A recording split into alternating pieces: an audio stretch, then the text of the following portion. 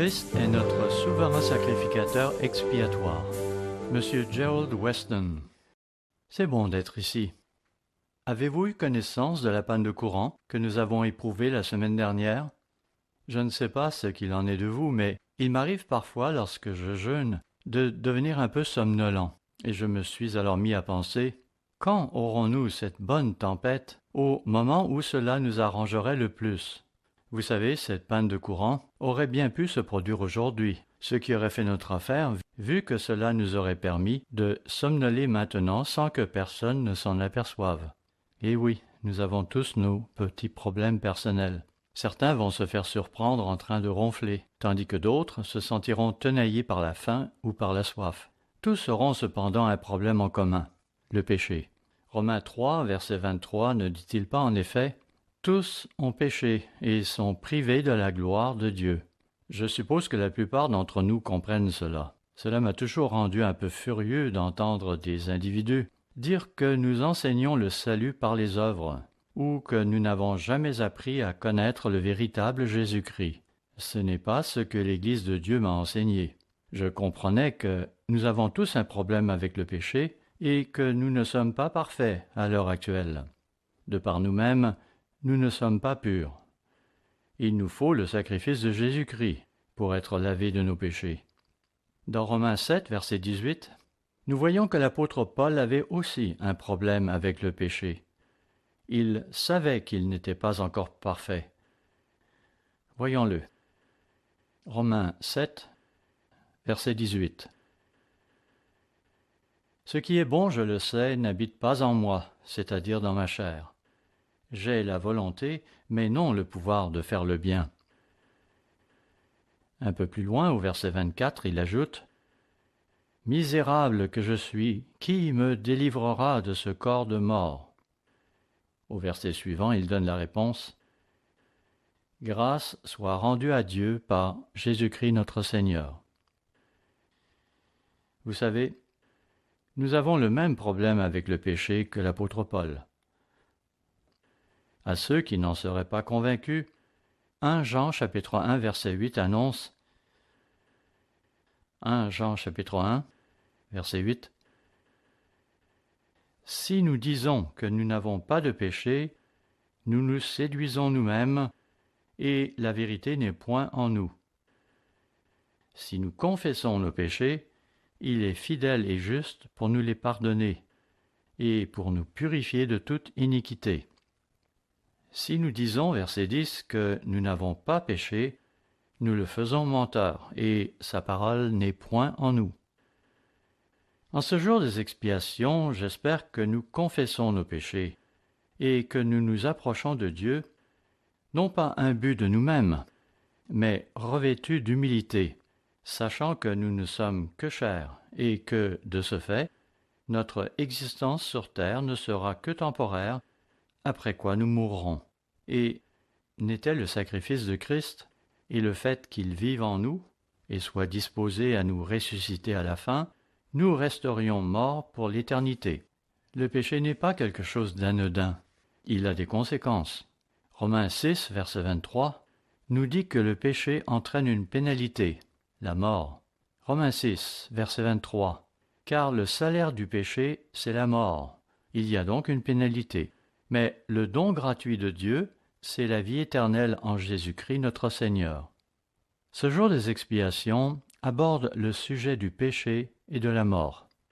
Il explique comment nos péchés peuvent être pardonnés et comment Dieu va réconcilier toute l'humanité avec lui-même, afin que nous puissions, en fin de compte, être un avec lui, être en communion avec lui.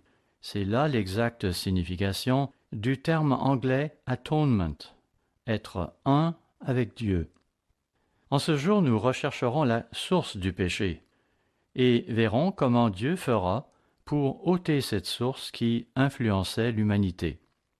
Le jour des expiations est intéressant en ce sens que tout un chapitre de l'Ancien Testament lui est consacré. Quant au Nouveau Testament, le livre aux Hébreux lui consacre plusieurs chapitres. Il est vrai que ces chapitres vont même au-delà, puisqu'il parle du système sacrificiel en général. Le livre aux Hébreux parle donc du jour des expiations. Il y est particulièrement question du souverain sacrificateur et de ce qu'il fait pour nous. En fait, plus de la moitié de ce livre parle de Jésus-Christ en tant que notre souverain sacrificateur. Ainsi, voyons Hébreux 4, verset 14. Hébreux 4, verset 14. Ainsi, puisque nous avons un grand souverain sacrificateur qui a traversé les cieux, Jésus, le Fils de Dieu, demeurons fermes dans la foi que nous professons, car nous n'avons pas un souverain sacrificateur qui ne puisse compatir à nos faiblesses. Au contraire, il a été tenté comme nous en toutes choses, sans commettre de péché. Jésus-Christ est notre souverain sacrificateur, comme il est mentionné dans Hébreux 6. Hébreux 6, versets 19 et 20. Cette espérance, nous la possédons comme une ancre de l'âme, sûre et solide. Elle pénètre au-delà du voile. Que signifie « elle pénètre au-delà du voile » ? Nous verrons que cela est étroitement lié à ce jour et à sa signification. Verset 20. Là où Jésus est entré pour nous comme précurseur, ayant été fait souverain sacrificateur pour toujours, selon l'ordre de Melchisédek.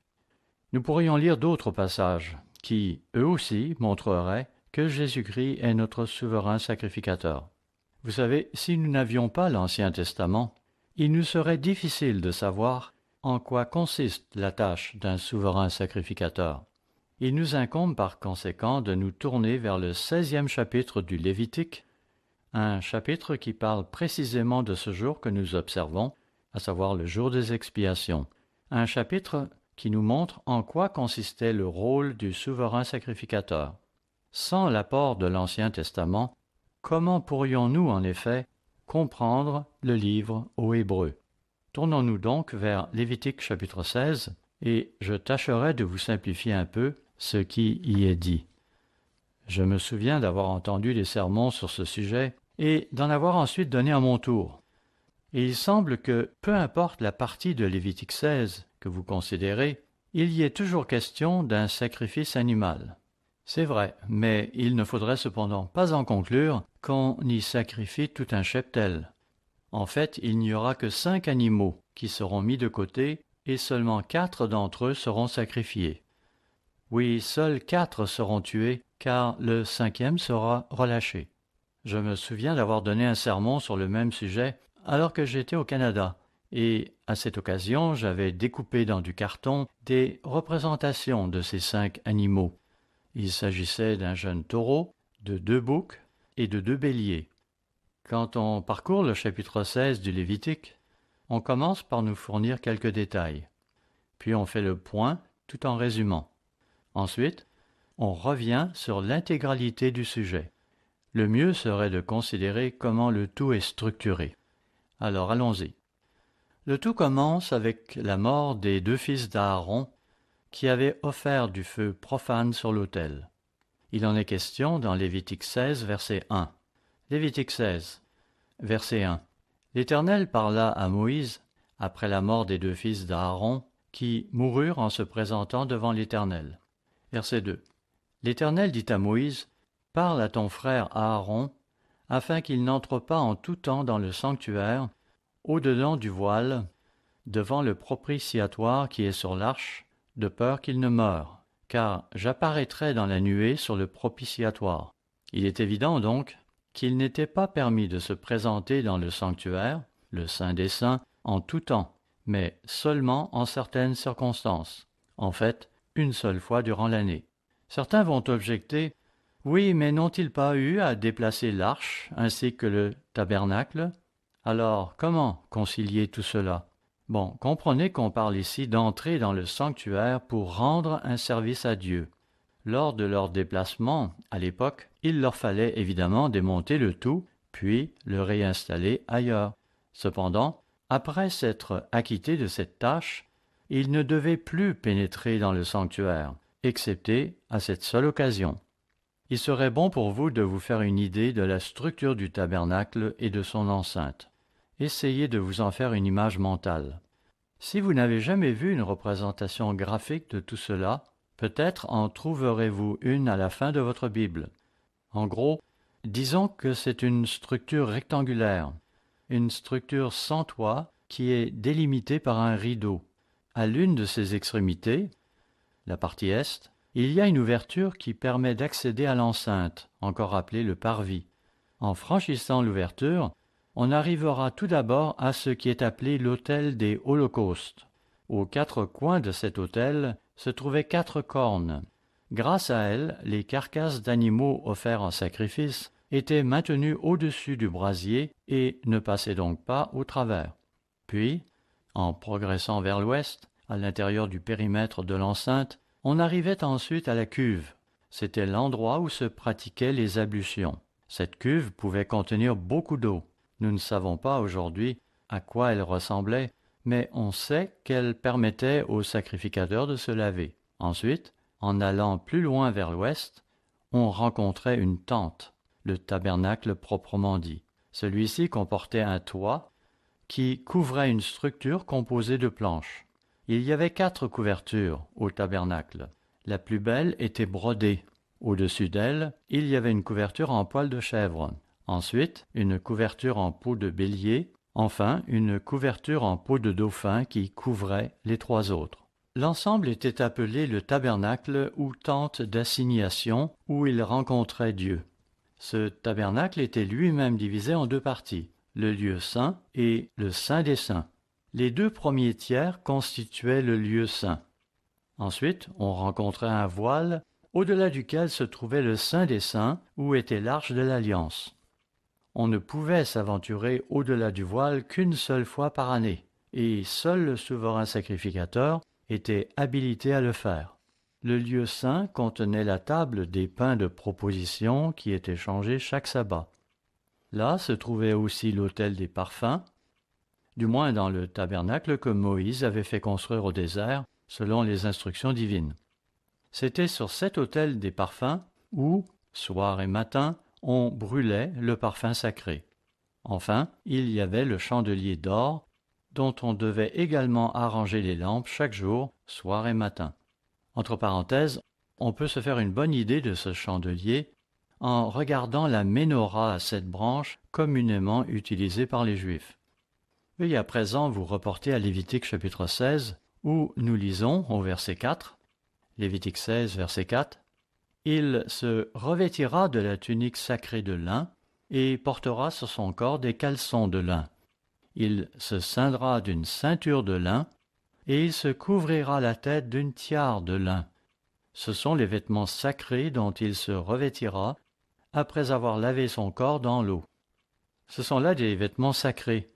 Ils ne comportaient pas autant d'ornements que les autres qu'il avait, mais c'était là ce qu'il devait porter quand il pénétrait dans le Saint des Saints. Verset 5. Il recevra de l'assemblée des enfants d'Israël 2 boucs pour le sacrifice d'expiation et un bélier pour l'holocauste.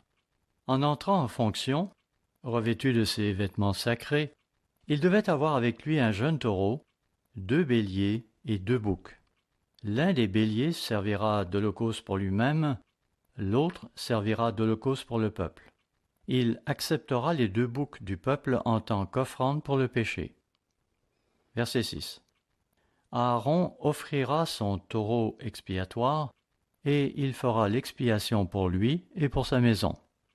Puis, au verset 7, on nous donne quelques détails additionnels à propos des 2 boucs et ce qui devait être fait avec eux. Verset 7.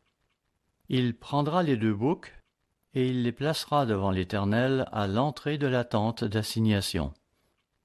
Cela se passe donc en dehors du tabernacle, à son entrée. Verset 8.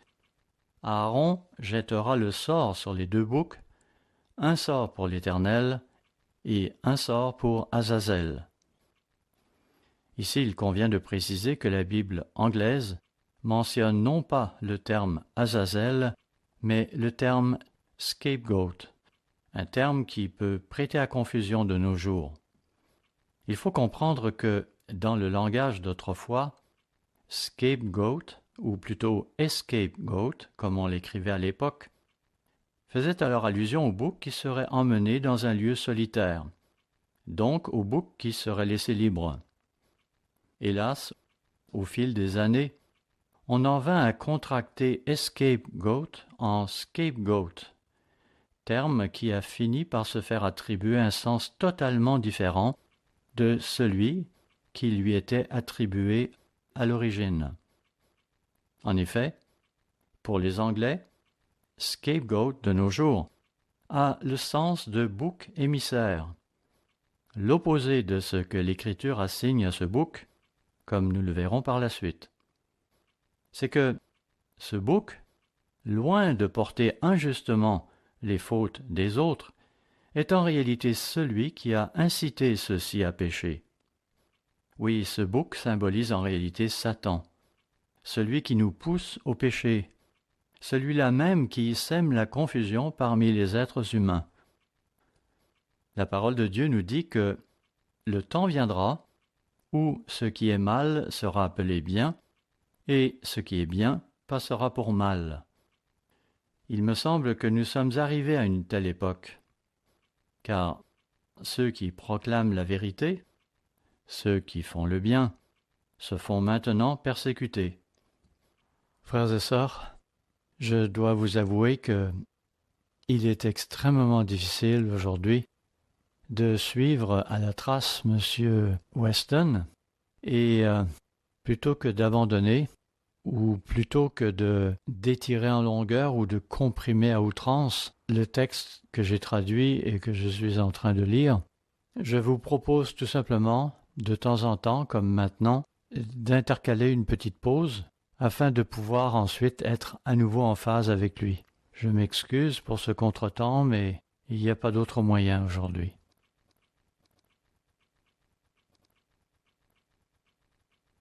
Ici, en Caroline du Nord, et M. DeSimone y a fait allusion tantôt dans la sermonnette, nous avons cette controverse à propos des toilettes. D'une part, nous avons les autorités municipales qui veulent laisser chacun libre d'entrer dans les toilettes de leur choix, selon leur humeur du moment, tandis que nous avons d'autre part le gouverneur de l'État, approuvé par l'Assemblée législative, qui s'y oppose vigoureusement, réussissant même à faire adopter un projet de loi en ce sens. Qu'en a-t-il résulté? Eh bien, voilà que la communauté des gens d'affaires parle de boycotter l'État de la Caroline du Nord.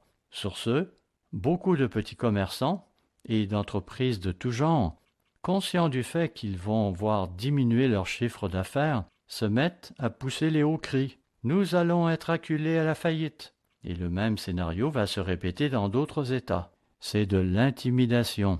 Le problème des toilettes n'est pas le seul. Il y a aussi celui créé par le mariage gay. Là encore, quand un État passe une loi en faveur du mariage homosexuel, on observe très vite un effet domino, car les gens vont réagir à la menace d'une répercussion économique en cas de refus. Ce qui est mal va passer pour bien. Le monde est tout viré à l'envers. Celui qui est responsable de tout cela, c'est celui que la Bible appelle Azazel. Revenons brièvement en arrière à Lévitique 16, verset 6. Lévitique 16, verset 6. Aaron offrira son taureau expiatoire et il fera l'expiation pour lui et pour sa maison. Il prendra les deux boucs et il les placera devant l'Éternel à l'entrée de la tente d'assignation. Une importante cérémonie va avoir lieu maintenant, et comprenez que ces deux boucs n'ont rien de particulier qui permettrait de les différencier. Verset 8. Aaron jettera le sort sur les deux boucs, un sort pour l'Éternel et un sort pour Azazel. Aaron fera approcher le bouc sur lequel est tombé le sort pour l'Éternel, et il l'offrira en sacrifice d'expiation. Et le bouc sur lequel est tombé le sort pour Azazel sera placé vivant devant l'Éternel, afin qu'il serve à faire l'expiation et qu'il soit lâché dans le désert pour Azazel. Notez que ce verset dit que ce bouc doit être lâché dans le désert. À un moment donné, les Juifs en sont venus à penser que ce bouc doit être jeté en bas de la falaise, et ils en ont même fait une tradition, une de plus parmi tant d'autres. Hier soir, ma femme et moi avons feuilleté un beau livre qui est publié par ce groupe basé en Israël nommé Mont du Temple. Ce livre décrit le temple et différentes choses qui lui sont associées. Ce groupe possède certes beaucoup d'informations à propos de l'arche et des instruments du culte, et il nous montre notamment l'impressionnante beauté du tabernacle ainsi que du temple.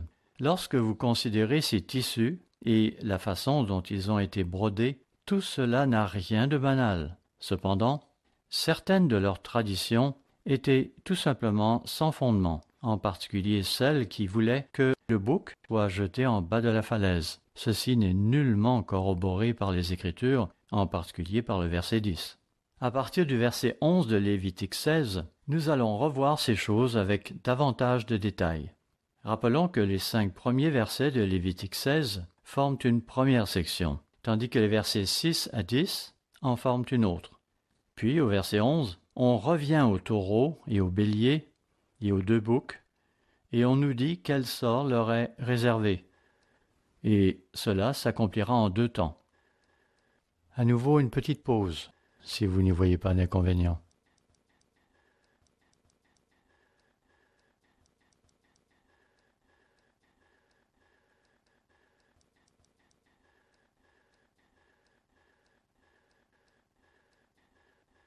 Voyons, Lévitique 16, verset 11. Aaron offrira son taureau expiatoire. Il s'agit toujours du même, celui du début, et on va nous dire ce qu'il en fera une fois qu'il aura été tué. Et il fera l'expiation pour lui et pour sa maison. Il égorgera son taureau expiatoire. Verset 12. Il prendra un brasier plein de charbon ardent, ôté de dessus l'autel devant l'Éternel. Il s'agit de l'autel des holocaustes. Et de 2 poignées de parfums odoriférants en poudre. Il portera ces choses au-delà du voile. Il mettra le parfum sur le feu devant l'Éternel, afin que la nuée du parfum couvre le propitiatoire qui est sur le témoignage, et il ne mourra point. On pourrait maintenant se tourner vers le livre de l'Apocalypse pour voir que ce parfum était offert en même temps que les prières des saints. Dans Apocalypse chapitre 8, il est question d'un silence d'une demi-heure. C'était généralement le temps durant lequel le sacrificateur entrait pour offrir le parfum, le matin et le soir, tandis que le peuple se tenait dehors et priait. Nous savons en effet que ce parfum symbolisait les prières des saints. Je lisais hier soir un commentaire selon lequel la nuée de ce parfum devait empêcher le peuple de voir ce qui se passait alors dans le tabernacle. Cela au cas où certains auraient pu voir à travers des fentes depuis l'extérieur, ou encore au cas où le rideau n'aurait pas été parfaitement fermé. Encore une fois, le parfum symbolisait les prières du peuple de Dieu. Lisons à nouveau les versets 12 et 13. Lévitique 16, versets 12 et 13. Il prendra un brasier plein de charbon ardent, ôté de dessus l'autel devant l'Éternel, et de 2 poignées de parfums odoriférants en poudre. Il portera ces choses au-delà du voile. Il mettra le parfum sur le feu devant l'Éternel, afin que la nuée du parfum couvre le propitiatoire qui est sur le témoignage, et il ne mourra point. N'étaient ces prières du peuple de Dieu à l'extérieur, le sacrificateur aurait payé de sa vie le fait d'entrer et de se présenter ainsi devant le trône de Dieu. Verset 14. Il prendra du sang du taureau, et il fera l'aspersion avec son doigt sur le devant du propitiatoire vers l'Orient. Il fera avec son doigt 7 fois l'aspersion du sang devant le propitiatoire. Le sacrificateur devait donc faire l'aspersion avec le sang sur l'arche elle-même, puis 7 fois sur le propitiatoire. Il égorgera le bouc expiatoire pour le peuple. Le voilà donc obligé de ressortir du tabernacle pour tuer le bouc. Et il emportera le sang au-delà du voile. Il fera avec ce sang comme il a fait avec le sang du taureau. Il en fera l'aspersion sur le propitiatoire et devant le propitiatoire. Évidemment, certains individus devaient se trouver auprès de ces animaux, au dehors, et leur tâche consistait à immobiliser ceux-ci, en particulier au moment où le sacrificateur les égorgerait. Cependant, pour ce qui était de pénétrer dans le tabernacle, une seule personne en avait le droit, le souverain sacrificateur. Bien qu'on était au courant de ce qui allait se passer à l'intérieur, il n'était permis à personne d'autre de l'observer. Cela se passait derrière le voile. Verset 16. C'est ainsi qu'il fera l'expiation pour le sanctuaire à cause des impuretés des enfants d'Israël et de toutes les transgressions par lesquelles ils ont péché. Il fera de même pour la tente d'assignation qui est avec eux au milieu de leurs impuretés. C'était comme si leurs impuretés, leurs péchés, étaient transférés au tabernacle. En tout cas, leur simple présence devait sûrement l'affecter. Verset 17. Il n'y aura personne dans la tente d'assignation lorsqu'il entrera pour faire l'expiation dans le sanctuaire, jusqu'à ce qu'il en sorte. Notez qu'il ne devait pas même se trouver quelqu'un dans le lieu saint au moment où le souverain sacrificateur s'apprêterait à entrer dans le Saint des Saints. Il fera l'expiation pour lui et pour sa maison et pour toute l'assemblée d'Israël. Verset 18. En sortant, il ira vers l'autel qui est devant l'Éternel, et il fera l'expiation pour l'autel. Il s'agit de l'autel des holocaustes. Il prendra du sang du taureau et du bouc, et il en mettra sur les cornes de l'autel tout autour. Il mettra donc du sang sur les 4 cornes de l'autel. Il fera avec son doigt 7 fois l'aspersion du sang sur l'autel. Il le purifiera et le sanctifiera, à cause des impuretés des enfants d'Israël. Voilà le détail de ce qu'il devait faire avec le taureau et avec le bouc, ces animaux qui devaient être offerts en tant qu'offrande pour le péché, pour lui-même, pour sa famille et pour le peuple. Verset 20. Lorsqu'il aura achevé de faire l'expiation pour le sanctuaire, pour la tente d'assignation et pour l'autel, il fera approcher le bouc vivant. Aaron posera ses 2 mains sur la tête du bouc vivant, et il confessera sur lui toutes les iniquités des enfants d'Israël et toutes les transgressions par lesquelles ils ont péché. Il les mettra sur la tête du bouc, puis il le chassera dans le désert à l'aide d'un homme qui aura cette charge. Comme nous le verrons un peu plus tard en lisant d'autres versets, ce bouc représente bien sûr Satan. Ceux d'entre vous qui avez des enfants, en particulier si ce sont 2 garçons, savent que le plus vieux aura trop souvent tendance à faire passer son jeune frère pour un benêt, et il ne se privera pas du plaisir de lui causer des ennuis. Frères et sœurs, si, en ce moment précis, vous observez la physionomie de M. Weston, vous allez constater qu'il est tout sourire. En fait, il trouve un tel plaisir à nous raconter cette histoire qu'il semble même en rajouter.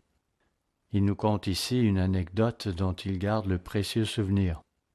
Il semble que ce soit un événement auquel il ait assisté dans le passé, à moins que cela ne lui ait été raconté par quelqu'un. S'il en parle, c'est parce qu'il juge qu'il est approprié d'y faire allusion pour illustrer son point. Hélas, je ne suis pas sûr de bien comprendre ce qu'il nous dit ici. Alors, plutôt que de dire des bêtises, je préfère passer outre. C'est cependant la seule chose que vous manquerez dans cette traduction. Heureusement qu'à la fin, il se résume en une courte phrase qui résume la leçon à tirer de cette anecdote. Alors, reprenons à l'endroit où nous étions restés tout à l'heure. Nous avions donc mentionné que ce bouc, sur lequel le souverain sacrificateur devait confesser les péchés des enfants d'Israël avant de le chasser au désert, ce bouc représentait bien sûr Satan. C'est à ce stade que M. Weston enchaîne en disant « Ceux d'entre vous qui avez des enfants, en particulier si ce sont 2 garçons, savent que le plus vieux aura trop souvent tendance à faire passer son jeune frère pour un benêt, et il ne se privera pas du plaisir de lui causer des ennuis. Cela dit, il est vrai que Satan n'est pas notre grand frère, mais il a certainement le don de nous faire passer pour des pas bons. Si vous considérez les apôtres, en particulier Jacques, le frère du Seigneur, ainsi que Jean et Pierre, vous constaterez qu'à différents moments, chacun s'est vu reprendre par Christ pour se faire dire qu'ils avaient cédé à un mauvais esprit.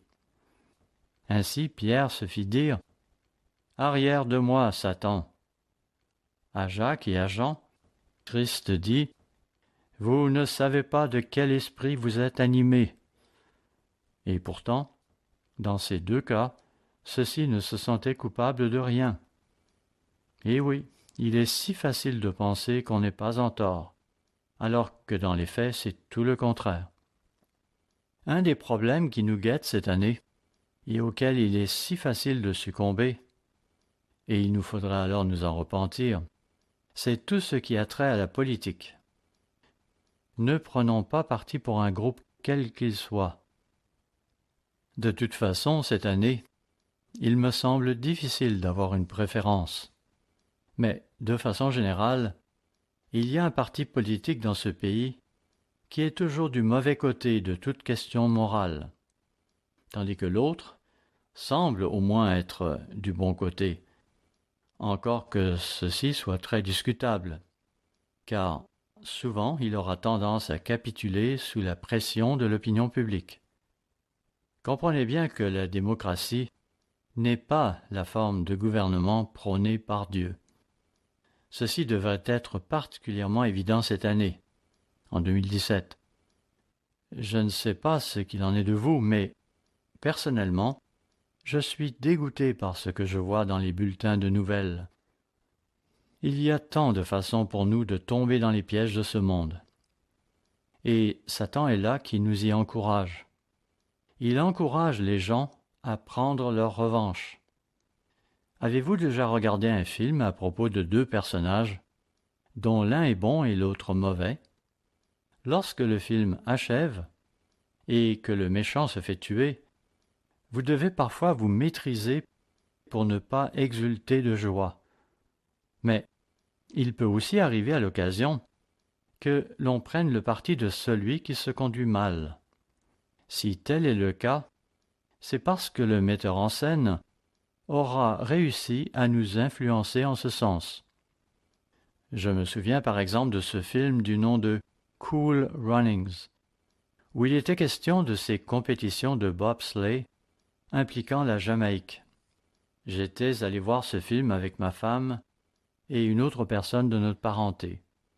Cette personne connaissait ma tendance à vouloir critiquer la plupart des films, et c'est pourquoi elle me demanda « Alors, qu'est-ce qu'il y a à redire à propos de celui-là » Je lui fis alors remarquer que le jeune homme présenté dans ce film avait singulièrement manqué de respect envers son père.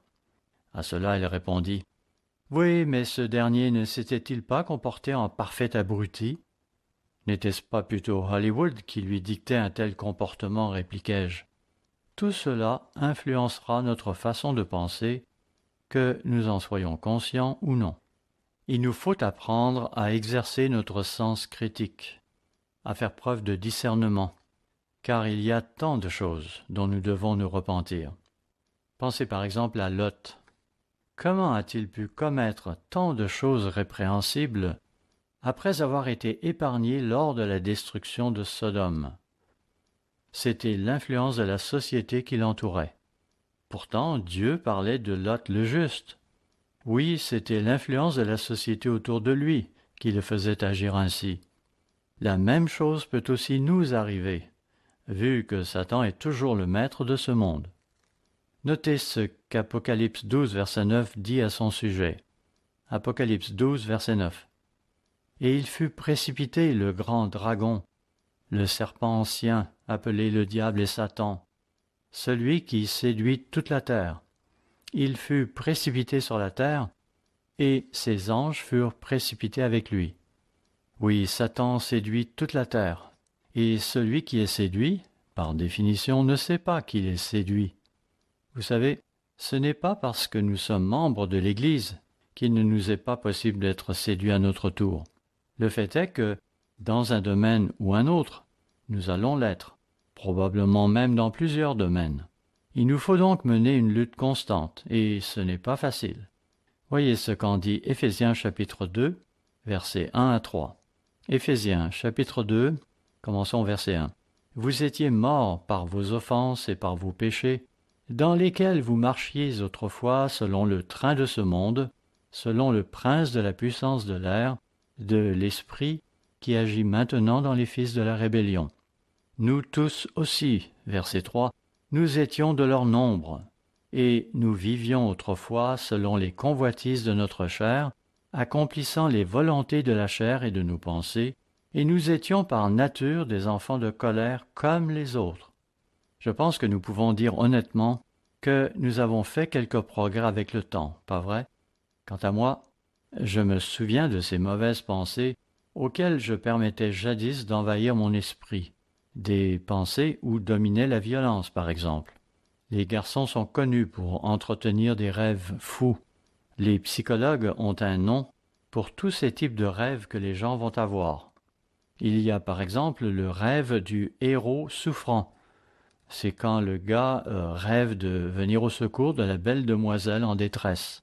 Il lui faudra pour cela maîtriser 10 individus, des individus qu'il s'efforcera de malmener avec le fouet, ce qui lui vaudra lui-même un séjour à l'hôpital. Mais qu'importe, puisque la jeune demoiselle sera là, à son chevet. Rêve fou, bien sûr, mais c'est le type de rêve que les garçons vont avoir. Pure invention de l'esprit. On finit par se rendre compte que cela n'est rien d'autre qu'une manifestation de vanité. Il ne faut pas permettre à de telles pensées de s'installer dans notre esprit. Il faut les chasser. Au fil des années, chaque fois que vous vous rendrez compte que vous empruntez une mauvaise voie, il ne faudra pas hésiter de demander à Dieu de purifier vos pensées. Demandez-lui de vous donner un cœur pur et de suivre des voies droites. Faites-le dès l'instant où vous sentirez que vous déviez de la bonne voie. À force d'agir ainsi, vous constaterez qu'il vous est possible de surmonter vos problèmes. Ainsi, si c'est votre langage qui est un problème, implorez l'aide de Dieu. C'est un problème que beaucoup d'entre nous ont fini par maîtriser au cours des années. Je parle ici de jurons, de gros mots, de choses contraires à la bienséance. Peut-être qu'un petit nombre d'entre nous n'ont jamais développé une telle mauvaise habitude. On pourrait penser que cela est le cas de ceux qui ont grandi dans l'Église. Hélas, la plupart d'entre nous ont probablement dit des choses qu'ils n'auraient pas dû dire. Mais il est à espérer qu'avec le temps, nous aurons cessé une telle pratique, que nous aurons surmonté ce problème. Je connais des gens qui vont parfois lancer des jurons lorsqu'ils iront à la pêche ou qu'ils joueront une partie de golf. Nous savons cependant qu'ils sont capables de se maîtriser lorsqu'ils viennent au service. Voilà le genre de péché dont il faudra nous repentir et obtenir pardon. C'est pourquoi nous avons un souverain sacrificateur qui a payé l'amende de nos péchés à notre place. En ce qui concerne Satan, le bouc dédié à Azazel, reportons-nous à 2 Corinthiens chapitre 4, verset 3. 2 Corinthiens chapitre 4, verset 3. Si notre évangile est encore voilé, il est voilé pour ceux qui périssent, pour ceux qui périront, pour les incrédules dont le Dieu de ce siècle a aveuglé l'intelligence, à propos de la compréhension de la vérité, afin qu'ils ne voient pas briller la splendeur de l'évangile de la gloire de Christ, qui est l'image de Dieu. C'est la raison pour laquelle nous ne pouvons pas convertir nos voisins. Ce n'est que lorsqu'ils manifesteront le désir d'en savoir davantage que nous pourrons intervenir. Ma femme me racontait que, l'autre jour, alors qu'elle se trouvait dans un magasin, elle avait entendu des femmes s'exprimer à propos de leur désir d'obéir à Dieu. L'une disait « Tout ce que Dieu me demandera de faire, je le ferai ». Ma femme n'était pas impliquée dans leur conversation, mais je lui fis remarquer que, si tel avait été le cas, elle aurait alors dû dire à celle qui émettait ce commentaire « Ah oui, alors seriez-vous prête à observer le sabbat du 7e jour de la semaine et le sanctifier ?» Évidemment, je sais que ma femme n'aurait pas été jusque-là. Moi non plus d'ailleurs. Cette personne n'étant pas appelée, cela ne mènerait à rien de bon. Une telle réplique lui aurait tout simplement passé par-dessus la tête, car, fort probablement, l'esprit de cette personne était aveuglé quant à la vérité. De plus, s'introduire ainsi dans une conversation aurait passé pour impoli et inapproprié. Si ma femme avait fait une telle intervention, cette personne se serait sûrement mise en colère, à moins que Dieu ne l'aurait appelée. Et cela parce que Satan rend les gens aveugles aux vérités divines. Reportons-nous maintenant à Lévitique chapitre 16, verset 22. Lévitique 16, verset 22. Le bouc emportera sur lui toutes leurs iniquités dans une terre désolée. Il sera chassé dans le désert. Aaron entrera dans la tente d'assignation.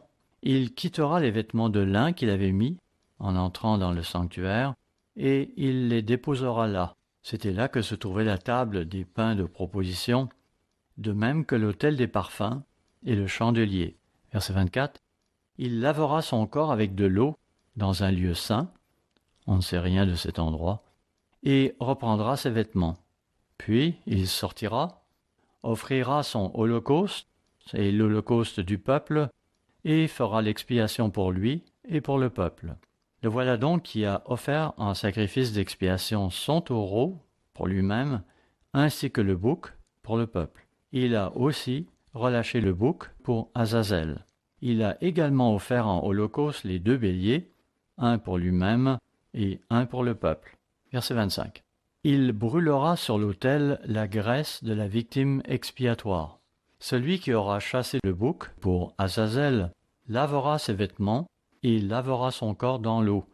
Après cela, il rentrera dans le camp. On emportera hors du camp le taureau expiatoire et le bouc expiatoire dont on a porté le sang dans le sanctuaire pour faire l'expiation. Ceux-ci n'ont donc pas été offerts sur l'autel. Ils seront sacrifiés, tués, et l'on recueillera leur sang qui sera alors introduit dans le lieu saint et le saint des saints. Après cela, le taureau et le bouc seront sortis hors du camp, comme ce fut le cas pour Christ lorsqu'il fut crucifié. Il avait en effet été crucifié hors de la ville. À nouveau, verset 27, on emportera hors du camp le taureau expiatoire et le bouc expiatoire dont on a porté le sang dans le sanctuaire pour faire l'expiation, et l'on brûlera au feu leur peau, leur chair et leurs excréments. Celui qui les brûlera lavera ses vêtements et lavera son corps dans l'eau. Après cela, il rentrera dans le camp. C'est ici pour vous une loi perpétuelle.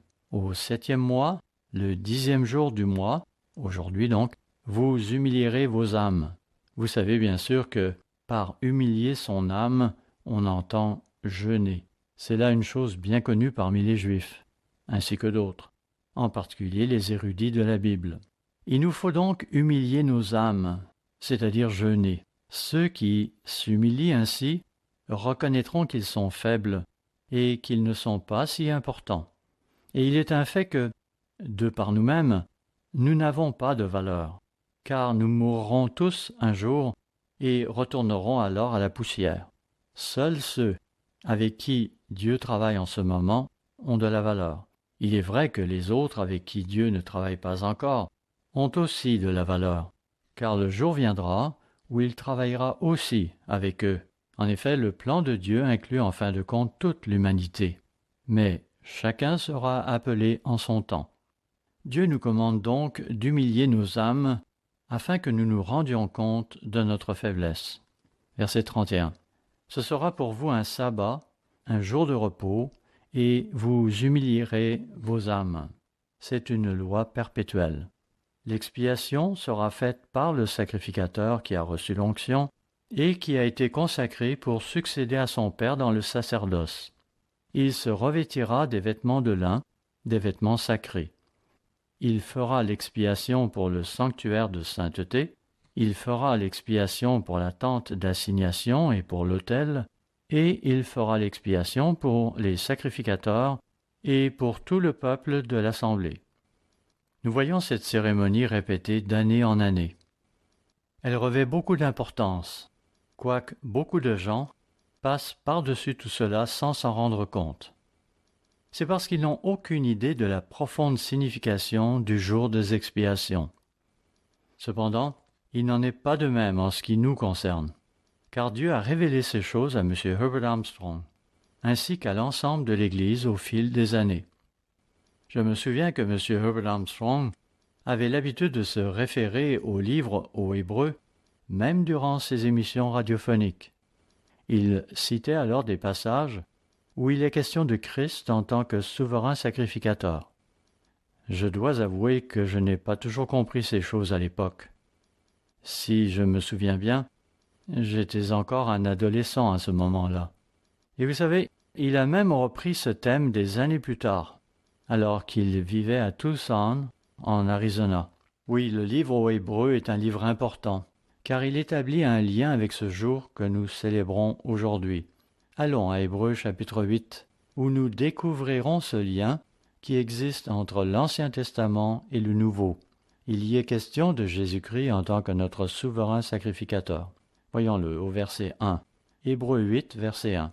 Le point capital de ce qui vient d'être dit, c'est que nous avons un tel souverain sacrificateur qui s'est assis à la droite du trône de la majesté divine dans les cieux, comme ministre du sanctuaire et du véritable tabernacle, qui a été dressé par le Seigneur et non par un homme. Il y a un lien direct entre ce tabernacle et celui au sujet duquel nous lisions précédemment. Le tabernacle auquel fait allusion Hébreux 8, versets 1 et 2, est donc le véritable, pas celui qu'ont érigé des hommes à l'époque de Moïse. Ce dernier était un tabernacle physique qui simulait le véritable. Continuons, verset 3. Tout souverain sacrificateur est établi pour présenter des offrandes et des sacrifices. Il est donc nécessaire que celui-ci, Jésus-Christ, ait aussi quelque chose à présenter. S'il était sur la terre, il ne serait même pas sacrificateur, puisque là sont ceux qui présentent les offrandes selon la loi. Il célèbre un culte, image et ombre des choses célestes.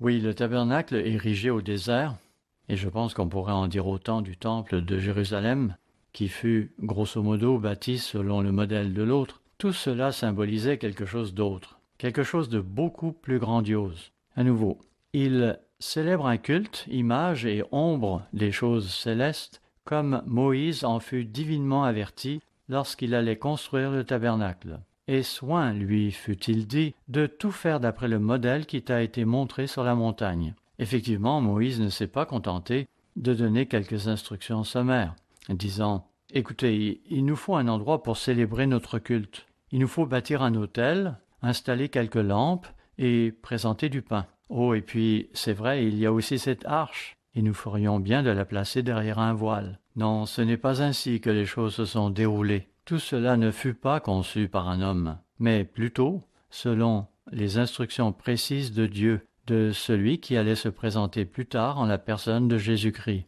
celui-là même qui avait parlé à Moïse sur le mont Sinaï. Lorsqu'il donna toutes ces instructions à Moïse, il connaissait bien sûr tout le symbolisme qui se cachait en arrière, ce qu'il allait accomplir lui-même plus tard. Hébreux 9, verset 1. La première alliance avait donc des ordonnances relatives au culte et un sanctuaire terrestre. En effet, un tabernacle fut construit. Dans la partie antérieure, appelée le lieu saint, étaient le chandelier, la table et les pains de proposition. Il est ici question des 2 premiers tiers de cette tente d'assignation qu'on érigeait au désert, laquelle se trouvait elle-même à l'intérieur d'un parvis qui jouait le rôle de clôture pour garder à distance les intrus. C'est dans ce lieu saint que se trouvaient les objets du culte mentionnés au verset 2. Derrière le second voile se trouvait la partie du tabernacle appelée le Saint des Saints. Oui, on avait d'abord à franchir un rideau, le premier voile, pour pénétrer dans le lieu saint du tabernacle. Et, si l'on continuait vers l'ouest, on finissait par arriver à ce deuxième voile, qui, une fois franchi, introduisait au Saint des Saints. Donc, derrière le second voile se trouvait la partie du tabernacle appelée le Saint des Saints, renfermant l'encensoir d'or pour les parfums et l'arche de l'Alliance entièrement recouverte d'or. Il y avait dans l'arche un vase d'or contenant la manne, la verge d'Aaron qui avait fleuri et les tables de l'Alliance. Remarque du traducteur, il semble ici y avoir une contradiction avec Lévitique 16, où l'autel des parfums était plutôt dans le lieu saint, en face du voile, à moins qu'il ne faille dissocier l'encensoir d'or de l'autel des parfums.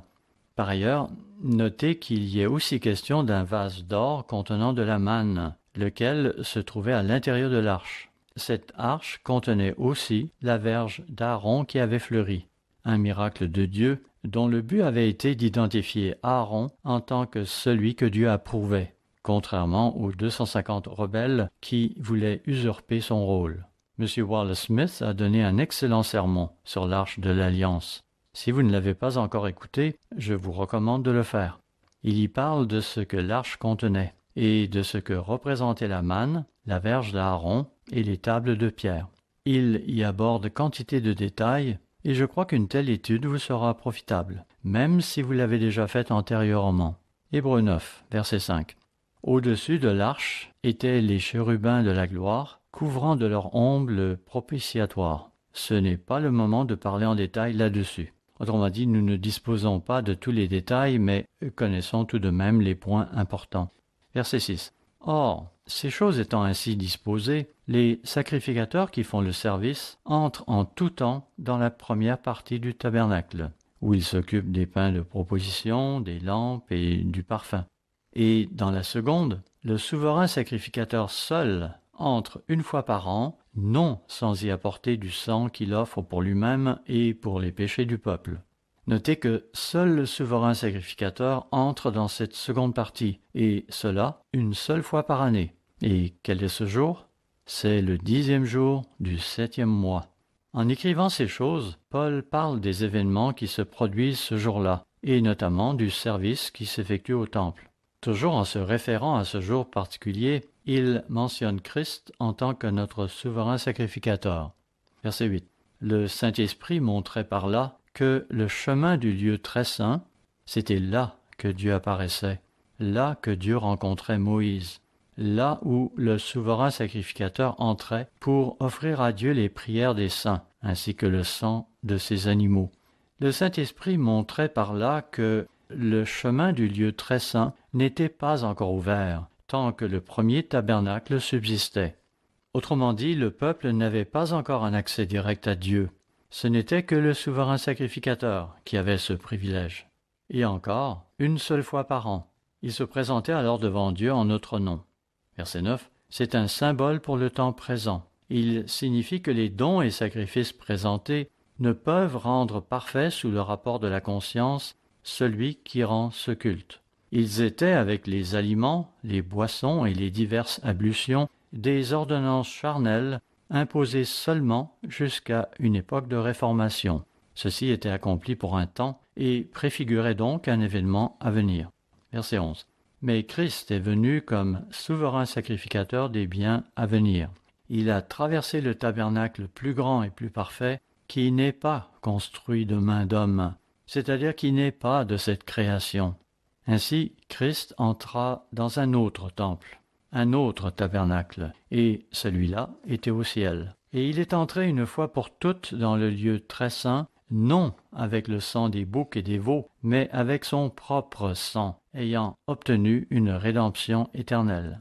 Car si le sang des taureaux et des boucs, et la cendre d'une vache répandue sur ceux qui sont souillés, sanctifie et procure la pureté de la chair, combien plus le sang de Christ qui, par l'Esprit éternel, s'est offert lui-même sans tache à Dieu. C'est pourquoi tous les sacrifices offerts devaient être sans défaut et sans tache. C'était le cas de tous ceux offerts en tant que sacrifices consumés par le feu. Répétons.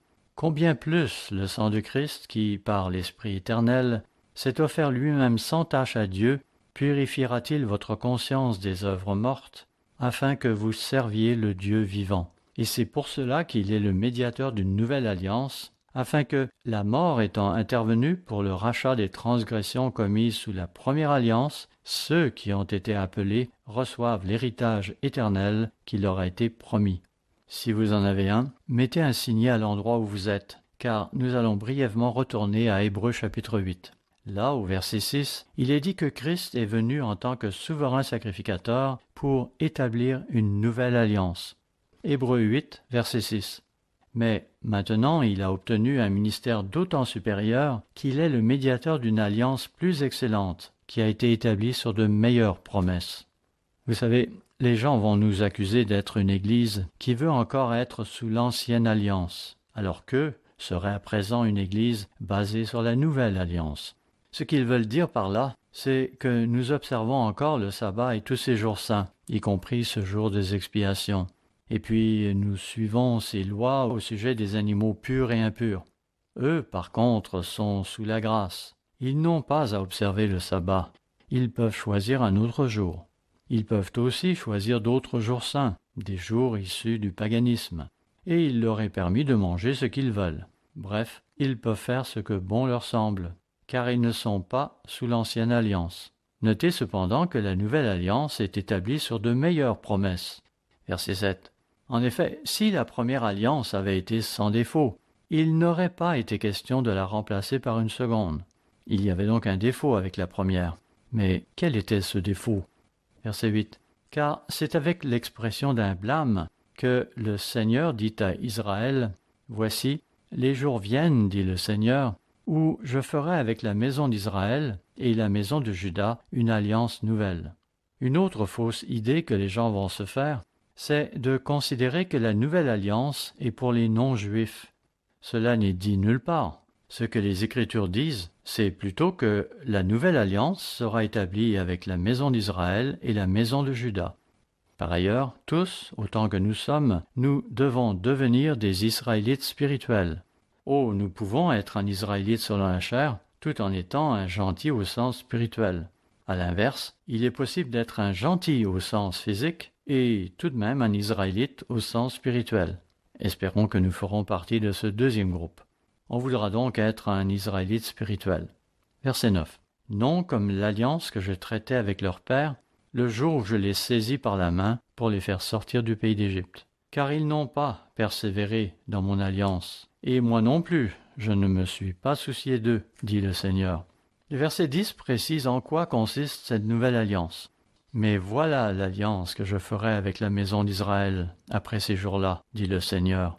Je mettrai mes lois dans leur esprit, je les écrirai dans leur cœur.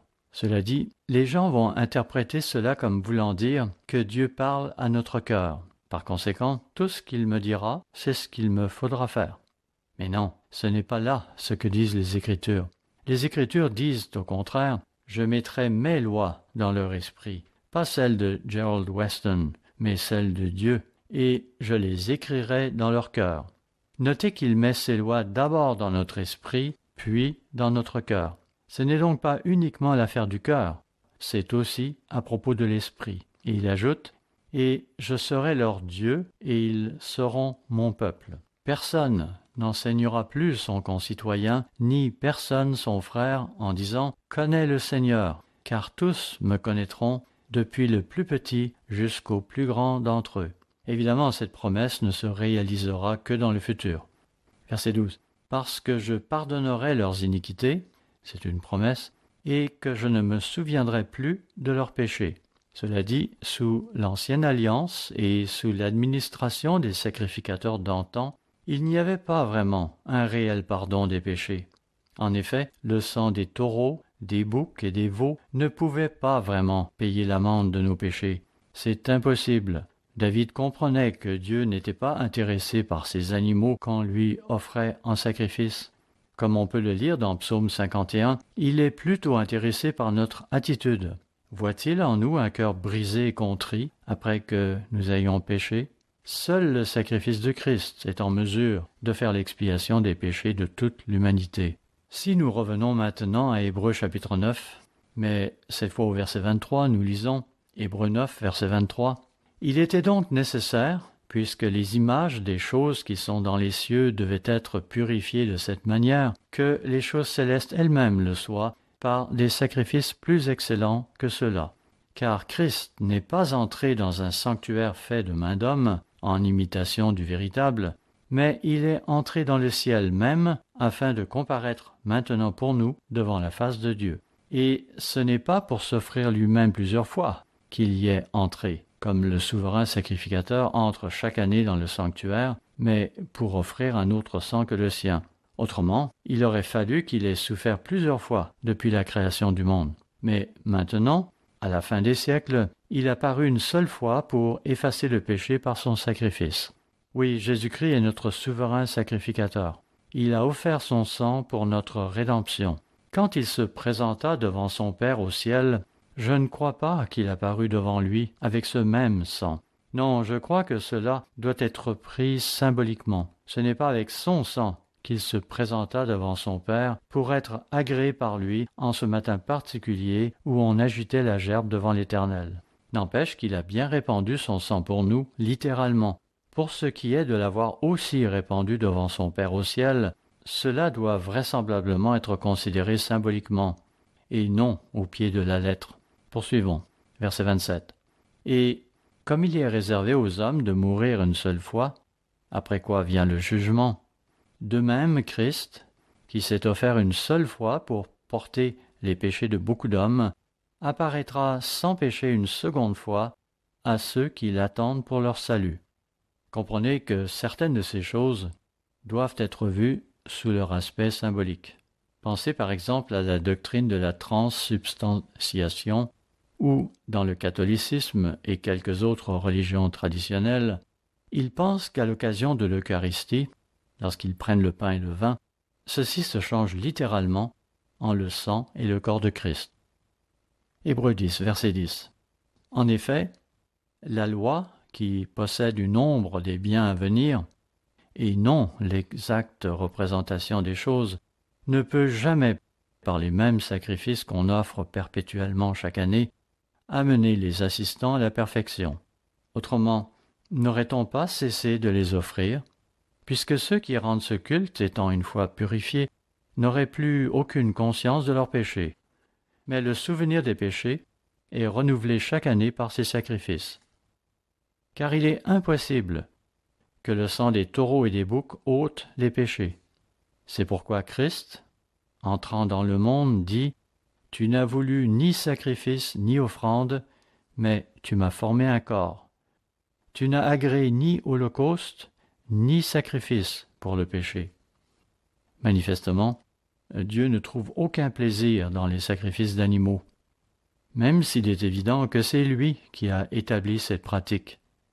Si au moins le peuple s'était conformé à cette pratique avec l'esprit qui convient, il aurait pu en tirer un certain profit. Cela lui aurait permis de comprendre que tout cela préfigurait en définitive un événement à venir. Ces sacrifices étaient donc nécessaires et importants, mais Dieu n'y trouvait aucun plaisir. Verset 7. Alors j'ai dit, « Voici, je viens, dans le rouleau du livre il est question de moi, pour faire, ô Dieu, ta volonté. » Dans les pages de la Bible, vous trouverez toutes les prophéties à propos de Christ. Cela commence dès le début avec le récit du serpent à qui Dieu annonce « Celle-ci, la postérité de la femme, donc Christ, celle-ci t'écrasera la tête et tu lui blesseras le talon. » Vous pouvez aussi remonter à cette époque où Abraham était sur le point de sacrifier son fils Isaac. Il y aurait aussi tous ces sacrifices qui furent offerts du temps de Moïse et du sacerdoce lévitique. Tout cela était une préfiguration de ce qui allait venir. Verset 8. Après avoir dit d'abord « Tu n'as voulu et tu n'as agréé ni sacrifice ni offrande, ni holocauste, ni sacrifice pour le péché, ce qu'on offre selon la loi, il dit ensuite « Voici, je viens pour faire ta volonté. » Il supprime ainsi la première chose pour établir la seconde. Verset 10. C'est en vertu de cette volonté que nous sommes sanctifiés, c'est-à-dire mis à part, par l'offrande du corps de Jésus-Christ une fois pour toutes. Et tandis que tout sacrificateur fait chaque jour le service et offre souvent les mêmes sacrifices, qui ne peuvent jamais ôter les péchés, notez qu'il n'est pas uniquement question du jour des expiations ici. Il y avait d'autres sacrifices, notamment ceux qu'on offrait quotidiennement, matin et soir, et il est dit à leur sujet qu'ils ne peuvent jamais ôter les péchés. Lui, Jésus-Christ, après avoir offert un seul sacrifice pour les péchés, s'est assis pour toujours à la droite de Dieu. Il attend désormais que ses ennemis soient devenus son marchepied, car, par une seule offrande, il a amené à la perfection pour toujours ceux qui sont sanctifiés. Oui, cette offrande unique, consentie par Christ, suffit pour nous sanctifier tous, vous et moi.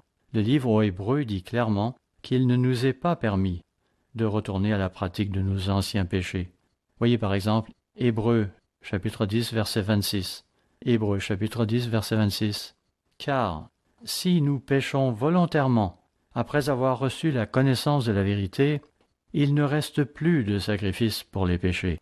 Cela dit, il ne faut pas non plus se laisser terrasser par la peur, comme je l'ai fait au début de ma conversion, quand je remettais constamment en question mes chances de salut. Nous ne devrions pas en douter. Après tout, le sacrifice de Christ n'a-t-il pas payé l'amende de nos péchés? Il est maintenant assis à la droite de Dieu le Père, d'où il intercède pour nous en tant que notre avocat. Tant que nous suivrons l'exemple de Christ, tant que nous ferons de notre mieux pour lui obéir, et que nous nous repentirons chaque fois que nous aurons péché, tout en confessant notre transgression, nous devrions avoir une pleine confiance dans le sacrifice de Christ, et nous sentir les plus heureux des hommes, sachant que nous reviendrons à la vie. La vie éternelle nous est garantie, en autant que nous ne nous détournerons pas de la bonne voie. Une telle chose serait-elle possible? Oui, selon Hébreux 10, verset 26, ainsi que le reste du livre, ceci est possible.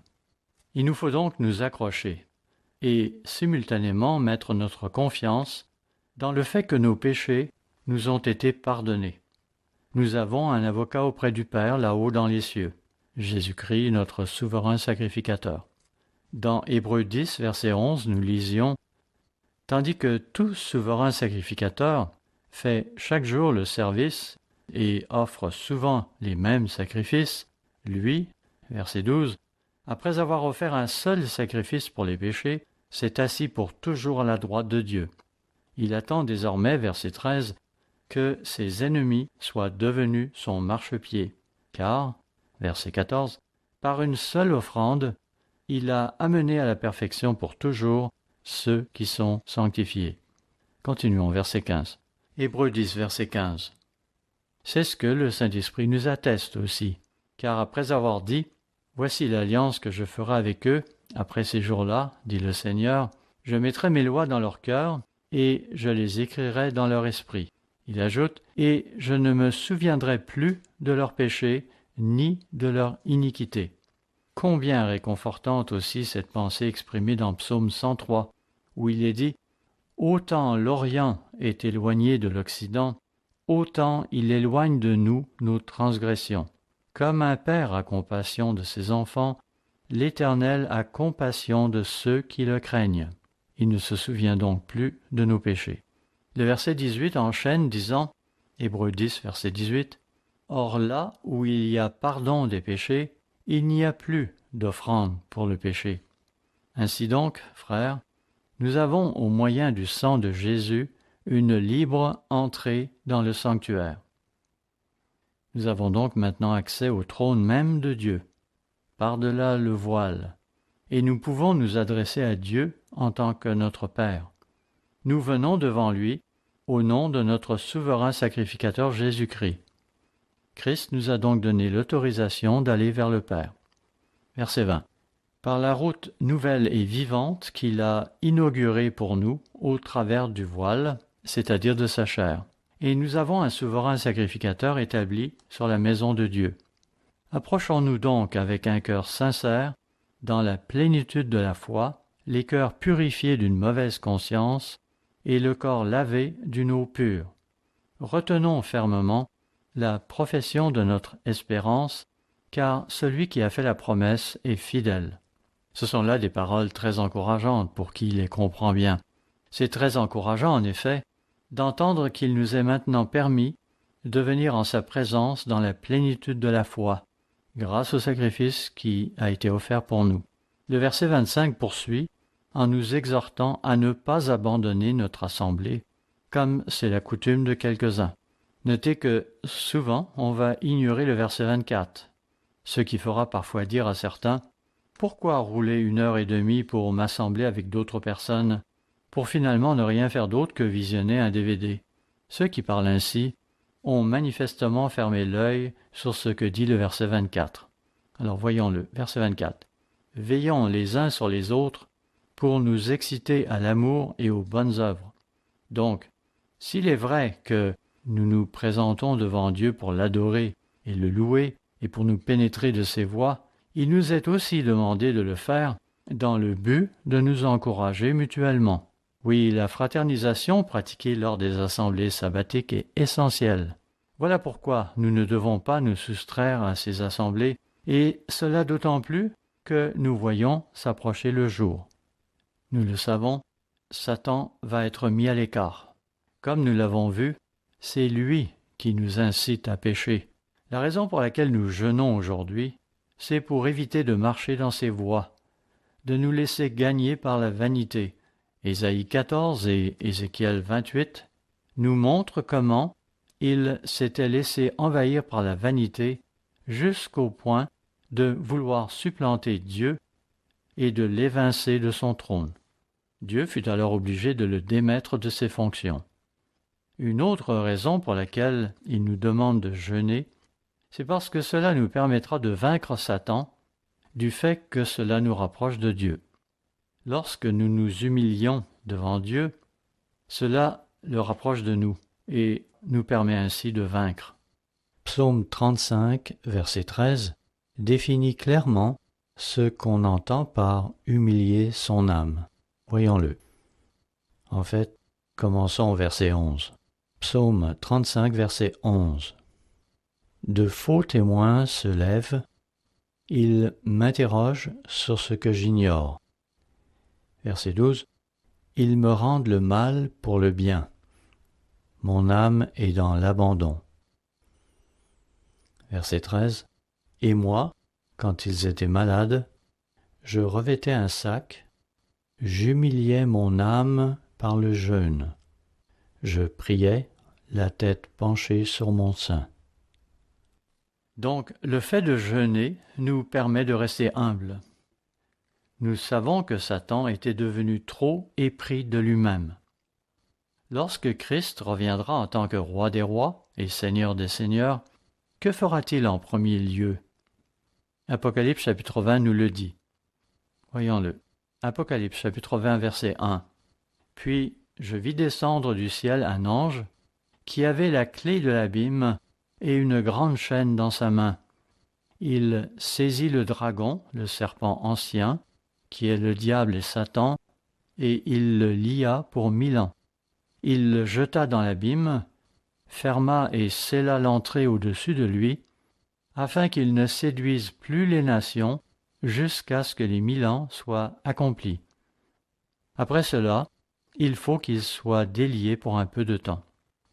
Je suis persuadé que ce sujet sera abordé plus en détail durant la fête des tabernacles. Nous comprenons que Satan doit absolument être lié. Sinon, comment pourrions-nous jamais être un avec Dieu tant qu'il continuera à courir librement tout en fomentant des troubles à droite et à gauche? Résumons-nous à présent. Jésus-Christ est donc notre souverain sacrificateur, et il est vivant. Son œuvre avait été simulée par les fonctions du souverain sacrificateur de l'ancien Israël, qui était de service au tabernacle. Ce tabernacle au désert représentait symboliquement la demeure de Dieu au ciel. En ce jour particulier que nous observons aujourd'hui, le souverain sacrificateur était tenu de se présenter devant le trône de Dieu, symbolisé par l'arche de l'Alliance. Le sang qu'il introduisait dans le Saint des Saints était représentatif du précieux sang de Jésus-Christ, ce sang qui allait payer l'amende de nos péchés. Nous savons qu'il existe un esprit dans ce monde, un mauvais esprit qui crée des conflits et incite au péché. Et cet esprit est Satan le diable. Il faut qu'il soit écarté afin qu'il ne puisse plus influencer l'humanité. C'est lui qui était représenté par ce bouc pour Azazel. On confessait sur lui toutes les transgressions du peuple, car c'est lui, après tout, qui en est l'instigateur. Il allait ensuite se faire conduire dans un lieu désert pour être relâché. Il faut absolument qu'il soit mis à l'écart et empêché d'influencer l'humanité, sinon celle-ci ne pourra jamais vraiment devenir un avec Dieu. Nous jeûnons en ce jour des expiations pour nous humilier. afin de surmonter nos problèmes d'orgueil et de vanité. Ce sont ces choses qui ont amené la chute de Lucifer. Ce sont elles qui ont transformé Lucifer, celui qui apporte la lumière, en Satan le diable.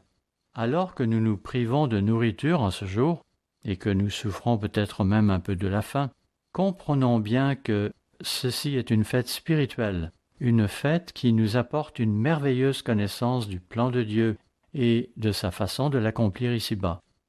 Je vous souhaite de pleinement apprécier le reste de cette journée et je suis persuadé que vous serez très heureux lorsque viendra le moment de vous asseoir à table ce soir après le coucher du soleil. Bientôt nous serons occupés à célébrer la fête des tabernacles et il est intéressant de noter comment Dieu veut que nous fassions preuve d'humilité en ce jour et que nous nous privions un peu avant de nous réjouir ensemble en sa présence, en ces différents sites qu'il a choisis pour nous afin d'y célébrer cette merveilleuse fête des tabernacles qu'il nous a donnée.